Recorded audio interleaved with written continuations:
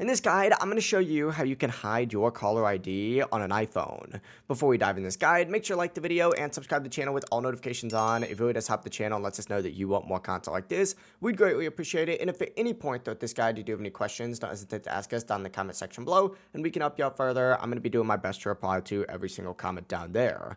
But when this is turned off, anyone you call is going to see no caller ID or private number instead of your actual number. To do this, begin by opening up that settings app on your iPhone and scroll down to the very bottom and you're going to see an apps tab. Go ahead and select that. From here, use this side menu to navigate to the P section, and once you are in the P section, since it is alphabetically ordered, go ahead and select that phone app just like so. If you don't see that option right away, you can also use the search bar and type for phone.